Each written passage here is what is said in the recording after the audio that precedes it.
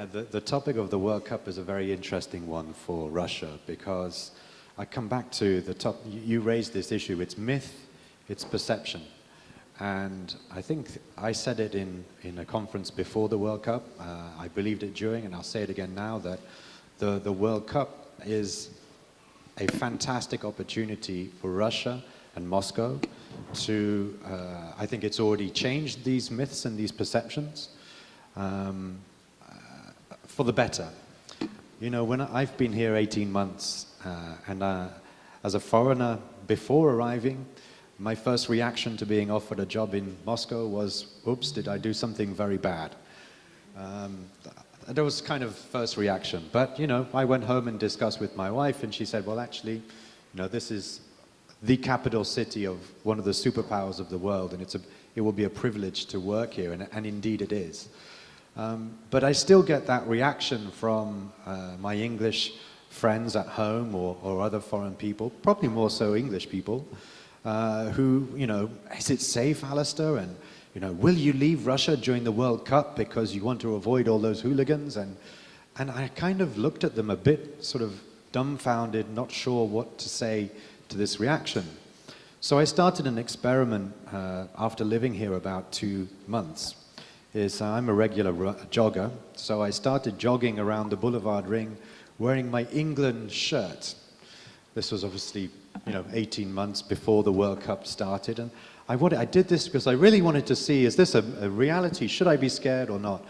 And I do admit I did some pretty good times during the first few days, but after a while I realized, aside from the looks of people who kind of recognized the odd Englishman in Moscow, was probably another Englishman looking at me, there was nothing to be scared of. So I took that story home, and I continue to take that story home. So were people happy in the hotels? Absolutely. We had quite a cross-section of customers in our hotels, ranging from the TV crews who filmed all of the stadiums, so they had a very long stay of 2 months. In fact, they're still in the country dismantling all of the media operation in the stadiums. They had a great experience. They made local friends. They really integrated in the community. And really, that's for them was the second year coming back because they were here in 2017 as well. Our other clients were the sponsors, for example, Hyundai or other people like that who are official sponsors like Coca-Cola. And again, they stayed here for a long time. And, you know, we had probably a lot more foreigners in our hotels than normal. And if you went in the lobbies and started talking to people, the reaction was always one of surprise. Surprise at the welcome, surprise at the quality of the venues, surprise at the quality of the city, the offering of restaurants and shops. People really did not expect this. Then you get to the fans, and probably many of you interacted with fans during the World Cup. I certainly did. And again, the first reaction, you know, one of the first questions I ask people is, you know, so are you enjoying your time in Russia, you know? And people, the first thing they would say is, I'm just surprised by Russia. I'm surprised at what the welcome I've had here. I'm surprised at the openness of the people. And I think that, you know, bear in mind, I think the total foreign visitors must be in the 500,000 to 750,000 people. Those people are now going back to their countries with this new message, which, you know, people haven't had from the media, saying, well, what you see in the media is just strictly not true. So I think it's a very positive thing. Our guests were very happy. I'll come to a few of the topics. I mean, very interesting presentation. I feel I should have brought some PowerPoint slides with me and showed some statistics about things, but I'd just like to talk about a few of I think the analysis is very accurate. I'll come back to myself though first. I moved here from Zurich in Switzerland. Now, I guess that's a hard call to move from Zurich to Moscow, insofar as Zurich over many years and Switzerland over many years wins this international land of happiness, the most satisfied people to live there. And what's very interesting is when you do live there, there are some things that you realize that Switzerland and the way the local government works is a very engineered society. they have made things in a way that they want you to live. So they say, well, we don't want people to go in their cars, so let's give very expensive speeding fines, right? And the speeding fines are not a fixed fee, they're linked to your income. So if you're a multi-billionaire and you speed, well, you're going to get a £1,000,000 fine. But if you're an average person, you'll get fined a lot less. Now that would be interesting in Moscow, because we've all seen these big cars owned by very rich people with their loud exhaust pipes, which are quite antisocial in the center of town. Well, they could get big speeding fines, and by the way, we could also tell them not to have such loud exhausts. And these are small things which the Swiss government, with their very high quality of satisfaction of life, put in place because they realize it improves the quality of life of people who live there. Then they think, well, what's the second thing we could put in place to make life better? And actually, I think Moscow does quite a good job with this. But for example, if I go on a business trip from Zurich, the customs is very quick. You never have to queue going in and out. The welcome's rather friendly. I come out of the terminal straight into the escalator that takes me to the train, that takes me to the central station, that no need to walk more than 50 meters and I'm on a tram, and no need to walk, I'm on a bus and then I'm home. And that counts for everywhere in the city. So this whole the whole connectivity of the transportation system is excellent. One thing, by the way, that I think is very good for foreigners and people coming on business in Moscow is the quality of taxi service. I'm always scared when I go to Paris of getting ripped off or getting a very bad driver. I find that the quality of, especially, you know, the shared economy taxi service in Moscow is very high.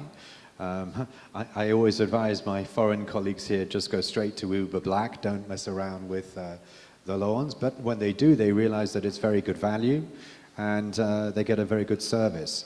So I think overall, transportation-wise, you know, Moscow is there. You can get your Aero Express into town.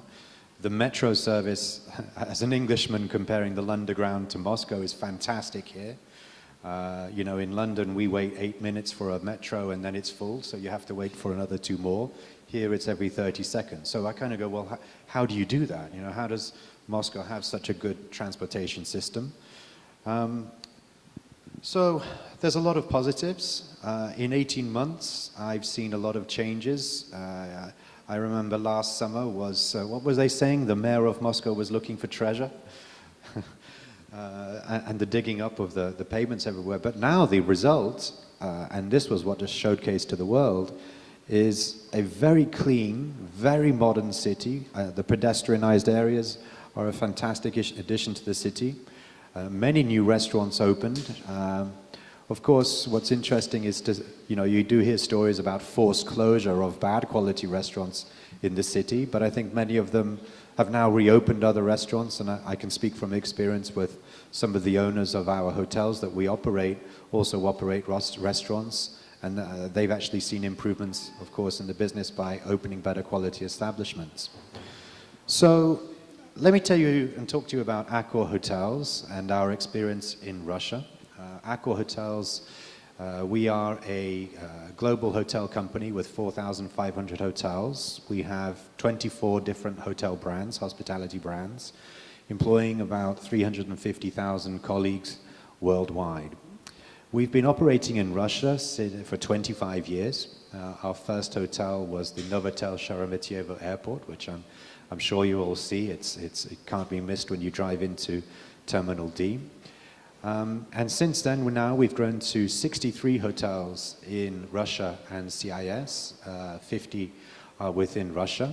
We employ 3,500 people across those hotels. And we are the fastest growing region within Europe. So AccorHotels today, we recently have changed our business model. We sold off a lot of our assets, and now we are exclusively operating and managing hotels and franchising hotels. So within Europe, we now have 5 key operating regions, and one of those is Russia. So we are here the hub of Russia, CIS, Georgia, Israel, and Turkey.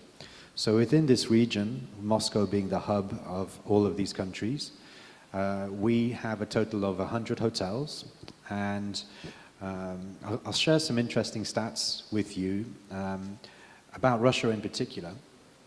That we talked about education, technology being very growth sectors here. In fact, Russia worldwide has the highest rate of adoption of our mobile app for interacting with our loyalty program and booking our hotels. We also will have one of the highest rates of online bookings versus traditional methods of bookings, and it's growing at the fastest pace.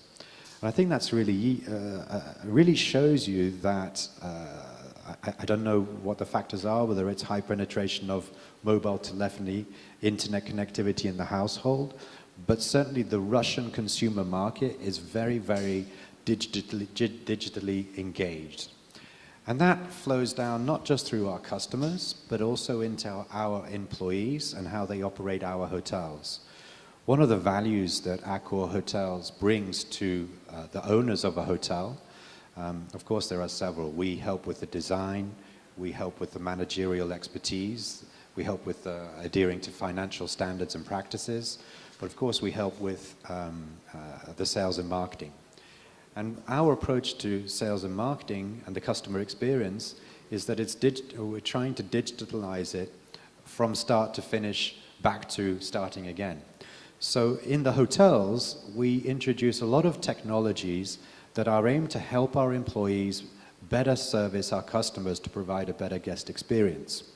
So an example recently is our loyalty program, which has about 40 million members worldwide, which is quite incredible, nearly a small country. We introduced a global customer digital card. By the way, the data for Russian citizens is hosted in Russia. This is another challenge I'll come back to. Whereby any employee can access, before arrival, the customer digital card and see the preferences of a customer, high or low floor, hypoallergenic pillows, favorite drink, in the case of a VIP, maybe which gift they'd like in their room.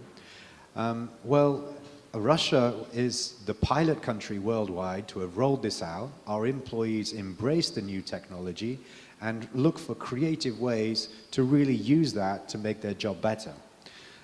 If I look, for example, and sorry to pick on Germany, but you know that was a bit of a theme going on here. It all comes back to football. In Germany, my colleagues are still in negotiation with the workers' union about introducing new processes at work, and they think it will take another 6 months before they're actually allowed to introduce a new working tool to their employees. So again, a great example of international company doing business in Russia, where the education of the workforce, the creativity of the workforce, and I think the ambition of the workforce to do something special and progress at work has shown we've been able to adopt new technologies and roll them out. Now, I'm going to break another myth here. Maybe it's not such a myth. You know, we've all, a lot of us foreigners come to restaurants in Moscow and order we order 3 courses and everyone gets their dish at a different time and the main course arrives before the starter. There is a bit of truth in not really understanding restaurant service.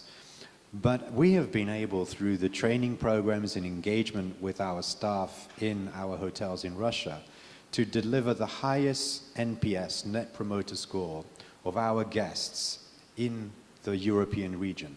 So higher than France, higher than London. We have the highest customer satisfaction of our guests in Russia and CIS countries, which we're very proud of. And I guess it also comes back to the education, the creativity, and the willingness of the workforce that you can employ in this country and develop through their careers. And we have I guess the advantage to offer that career progression to the people who are joining at the coalface of the business in a line role right up to a management role. So some very good positives, I think, there. What else could we talk about? I think migration services is obviously a challenge. I'm not going to focus on the need of foreigners working, what they call qualified specialists working in Russia. Of course, there are always local regulations, and we have to do what we can to fit and work towards those. Of course, it could be more efficient, but I can see that the Moscow authorities, in terms of a hotel operator, have made improvements. So, for example, one of our challenges with migration is the need to register all tourists, all guests in our properties in the hotels. Now, a year ago, that was all paper-based. I mean, believe it or not, in a capital city with 20 million people and 45,000 branded hotel rooms in this city, to have a department handling all the paper registration documents was quite crazy. This is now, in time for the World Cup, was upgraded to being managed digitally, albeit by submitting through scans. There are cities in Russia where the local authorities have moved more to a database transfer mechanism than just simply a scan. So I think that the authorities are definitely making improvements. My wish, though, is not necessarily with the bureaucracy of registering foreign people or indeed domestic people within a city. It's actually with making the whole visa process easier for people coming on business or on tourism. And for me, tourism specifically, because of course people can take a tourist visa, and if it's just a one-off business trip, this is acceptable. But I think, Russia has just showcased itself to the world, and so many people must be looking at the experiences they saw on television, hearing the feedback from friends who came over to the country, and thinking, wow, I should actually go and visit this. And there's so much more to offer in this country than just Moscow. I mean, of course, it's St. Petersburg, but I mean, a great asset of this country is also the nature tourism that you can experience here. A lot of my colleagues from outside of Russia take the advantage and have gone to the Altai Mountains, have gone and hiked across Baikal in the middle of winter, have gone skiing in Sochi, which, by the way, I think is a far nicer quality resort than many, many European resorts in terms of the quality of the hotels that are offered there and the quality of the resort. So if we could do something to make a tourist visa much more accessible in terms of electronic application, application at the airport on arrival would be the dream, because it just makes it so much easier to come into this country. I was talking to someone from the Russia Convention Bureau, recently created this year in order to promote foreign conventions in the country. And I just said to him, I think you're going to find it's just a challenge, because how will you compete against a Barcelona or a Berlin or or Budapest, which are the hot MICE destinations in Europe, when 1,000 delegates coming into the country have to get a business visa? Hopefully we could get to there at one point. Sochi has the potential to host these types of events. The connectivity for the airport could be improved, but it just comes back to the visa. Final point, I think, which is interesting around, what we need to do in terms of attracting foreign businesses to Russia, is environmental policies, CSR, corporate social responsibility. And as a hotel company, we have, as any company, of course, a global company, will have global contracts with other global companies. And when I look at, let's say, all of the companies that are operating globally, when we receive a request for proposal to offer them preferred prices in our hotels, every hotel that is accepted to the global program for those companies has to adhere to some form of corporate social responsibility related to carbon footprint, for example. So we at AccorHotels have a program called Planet 21. There are 21 articles within this charter. Those range from reducing our carbon footprint initiatives. For example, we have tools that electronically track our consumption of energy. We have mechanisms to reduce the use of energy in the hotels. But it also flows down to, for example, the suppliers that we work with, as much as possible sourcing produce locally as opposed to importing. So, for example, we would not exactly agree with flying in steak from Argentina if we can find a very good meat supplier in our local market. Not only is that a theme of companies, that's actually consumers are more interested in food that is locally sourced today. So I think Moscow also needs to think about what it's doing to promote environmental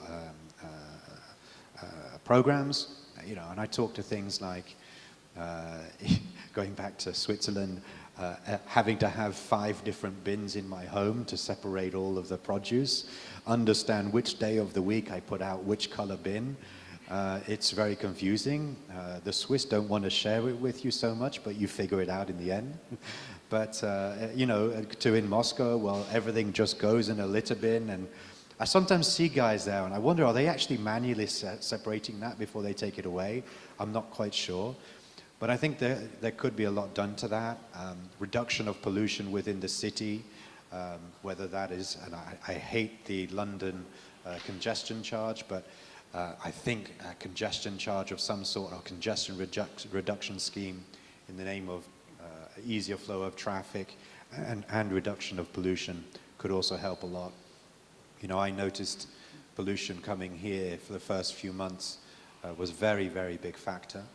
I think all businesses in the city of Moscow could do something to reduce that.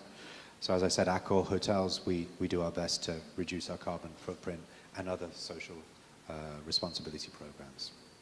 So thank you. Any questions? I'd be happy to answer.